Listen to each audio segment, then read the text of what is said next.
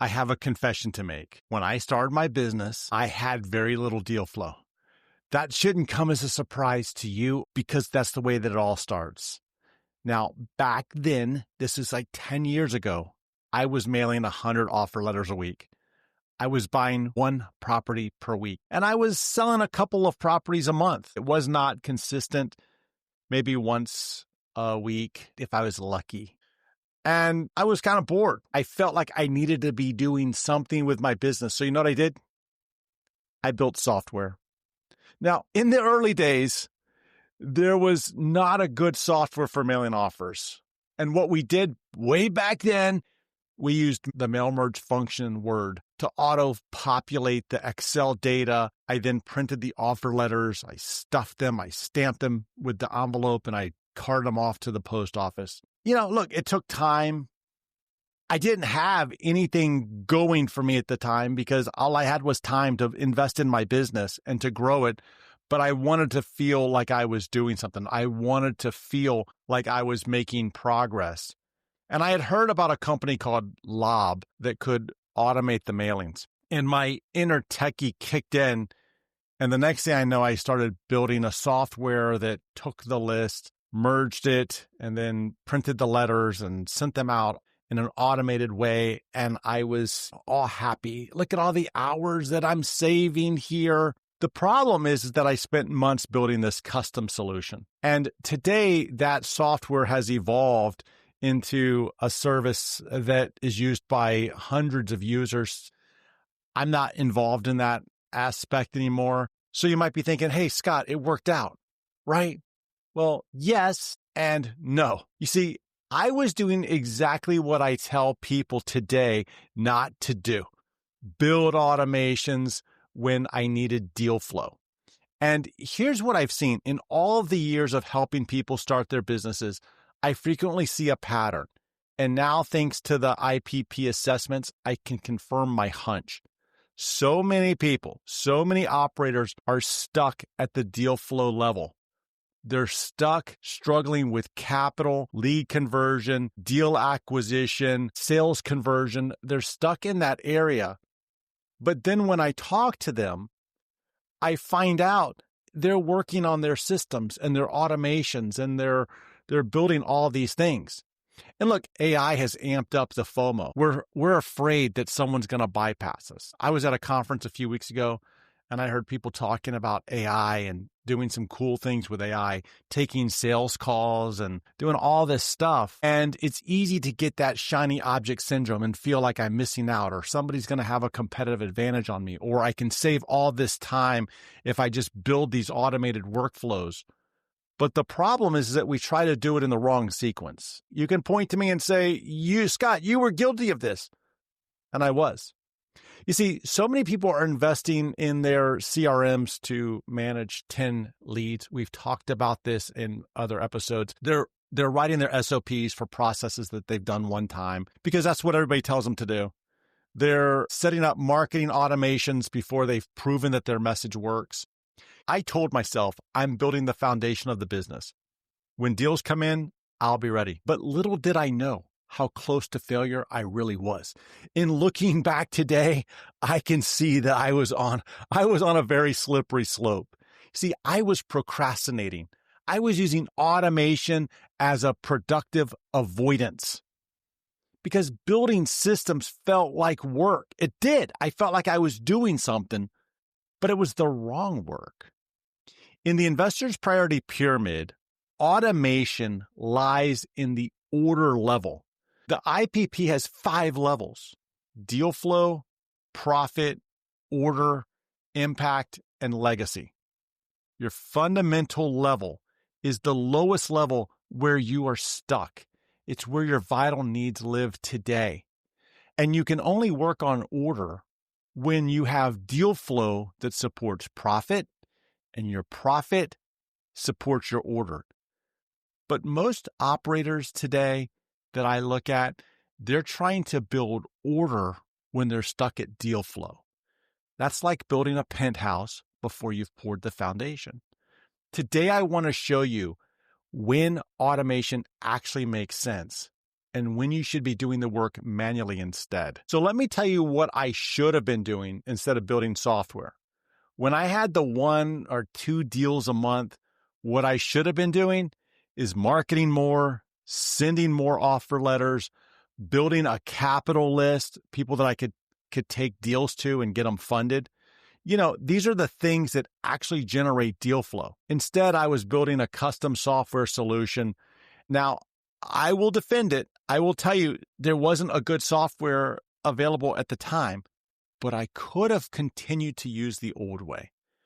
But I justified it by telling myself I would free up more time. And it did free up time from mailing, but I really didn't leverage it back into the business. See, it felt like I was building a real business by building the software, but the truth was that I was trying to avoid the hard work. Writing ads and talking to sellers. I hated those two things, right? Like I hated writing ads. I hated talking to the sellers. Building software, man, that was comfortable. I was using automation as a productivity procrastination. And there's a real cost to that. In those months that I spent building the software, looking back at it today, I know I could have easily closed an extra 10 to 15 more deals. And even if you say, hey, there's a $5,000 profit on every one of those deals, that's $50,000 to $75,000 I left on the table. And that's the minimum. I'm telling you, that is a minimum calculation. Let me tell you about a guy who I think has done this right. His name, you may have heard of him, is Jeff Bezos. You see, when he started Amazon in 1994, in those early days, he kept Amazon lean. There was no automation. There was no robotics. He himself packed and shipped books. He'd take the orders. He'd pack the boxes. He drove them to the post office. And back in episode 2, I shared the clip of that venture capitalist, Paul Graham, who says, do the things that don't scale. And that's what Jeff Bezos did. He stayed all manual. In fact, he built his first desk out of doors from Home Depot because he was obsessed with staying lean until the revenue proved his model.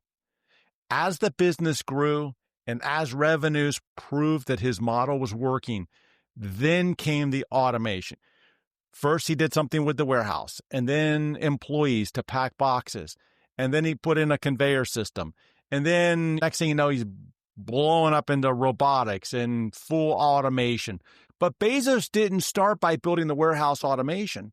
He started by packing the boxes himself. He proved the business worked first. Then he automated. And I think that that's the right sequence.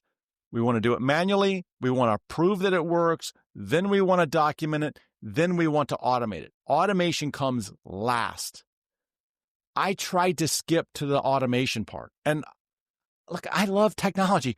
I love automation. But at the same time, I built systems for a business that barely existed. Bezos did it right. He proved it first, and then he automated. Now, we can use the IPP to help us figure out what to automate next, which if you take that assessment and you come up with a deal flow level core need, here's what I want you to do. I don't want you to automate it.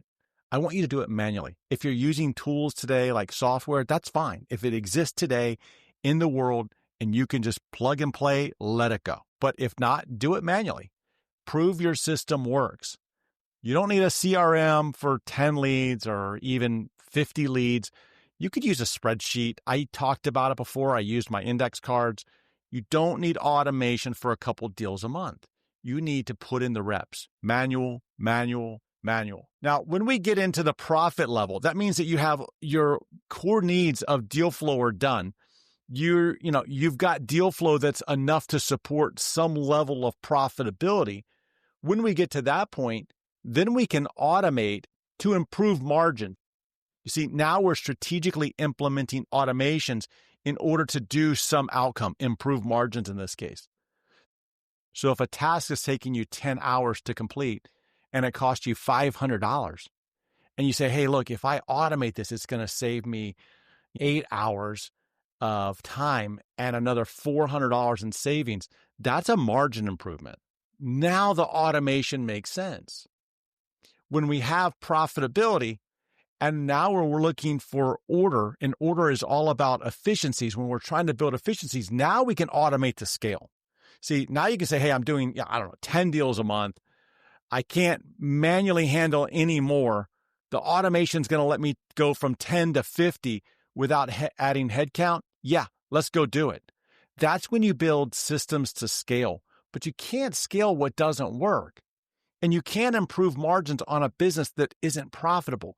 The sequence of this completely matters, and it completely matters to your future success. So there is a way that you can diagnose this, and there's a way that I should have done this back 10 years ago, and I didn't do it. And it comes down to 3 questions. Question number 1 is, have you done this process manually at least 10 times? If you haven't, then don't automate it. You don't know. At less than 10 times, you're not sure what exactly you're automating yet. Okay, so you got to go through the manual process a few times before we can start to build out a system that can be automated. Question number 2 is this: is this process proven and repeatable? If no, we don't have a solid system that we can automate. And if we automate something that's not proven, guess what? We're going to end up having to change it, which is more time and expense, even if it's your own time. Question number 3, what is your IPP's vital need? If it's deal flow, then automation that you're going to do, you're just procrastinating, doing something else. If you're in the profit level, well, then the automation might improve your margins, but only if you answered question 1 and 2 with a favorable yes. And if you're in the order level where you're purposely trying to build efficiencies, then automation will enable us to scale. If your foundation is solid, when I built that software way back in the day, I would have failed the 3rd question test. I wasn't there yet. I was building the penthouse too soon. And I don't want you to do what I did. I don't want you to allow FOMO to take you down the wrong path. And I see that all the time. I'm telling you, I see it all the time. So here's what I want you to do instead. First, step 1, let's start off by taking the IPP assessment. Again, the link to that is in the show notes, and that's going to tell you what your fundamental level is. Step 2, I want you to look at what you're currently automating and ask yourself, have I done this manually at least 10 times? Is it proven and repeatable? Does it improve my fundamental level in the IPP? And if you answer no to any of those, I want you to stop. I don't want you to procrastinate. Because you see, when we're focusing on automation, we're procrastinating with productivity theater. Step 3, I want you to follow the Bezos model, not the Scott Todd early days model. See, I want you to stay manual. I want you to prove that it works. Then I want you to document it. Then automate it, not before. I want you packing the boxes yourself. I want you shipping 100 boxes a day. And when you can't keep up, then you hire someone. And then when you're drowning in deals, then you build the automation. Not at 2 deals a month. Not when you're just starting. Prove it first, automate later. And here's something that no one's going to tell you. Manual is okay. You don't need fancy automations to run your business in the early days. When I started, I should have just stayed with Excel and mail merge. And when I finally did build the software, it shouldn't have been because I needed it to do deals. It should have been because I had done so many deals manually that I knew exactly what to build. That's the difference. Bezos didn't guess what the warehouse automation should look like. He knew because he had done it thousands of times himself. You can't automate what you don't understand, and you can't understand it until you've done it manually. So go the manual method, prove it, then automate it, and that's the sequence. So again, take the IPP assessment. It's going to take you 5 minutes. It's going to tell you what your vital need is and also what your fundamental level is. Know your vital need. Work on that. Ignore everything else. I'm Scott Todd, and I'll see you next week.